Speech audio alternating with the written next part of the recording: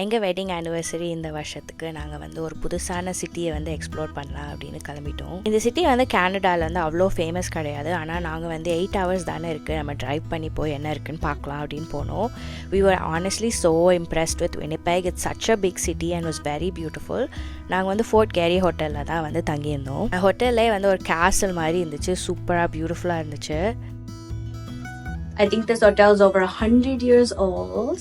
Yeah, see like the old train station out our window. சாஸ்கட்டூன்லேருந்து வின்னபெக் வந்து 8 hours. லஞ்சுக்கு வந்து நாங்கள் சாண்ட்விச்சஸ் வீட்டிலேருந்தே செஞ்சு எடுத்துகிட்டு போயிருந்தோம். So we stop for a picnic in the forest and had it was so pretty.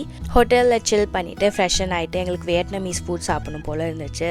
So லா கொலோனியல்ன்ற ரெஸ்டாரண்ட்டுக்கு தான் போயிருந்தோம். ஃபுட் வந்து செம்மையாக இருந்துச்சு. நான் வந்து சிக்கன் ஃப்ரைட் ரைஸ் சாப்பிட்டுருந்தேன், பென் வந்து வெர்மிச்செல்லி போல் சாப்பிட்டுருந்தாங்க. டின்னர் முடிச்சுட்டு ரிவர் பக்கம் போய் ஒரு வாக் போயிட்டு ஈவினிங் வந்து ஹாக்கி கேம் பார்த்து டே முடிச்சு நெக்ஸ்ட் டே என்னெல்லாம் பண்ணோம் என்னெல்லாம் பார்த்தோன்னு அடுத்த வீடியோவில் சொல்கிறேன்.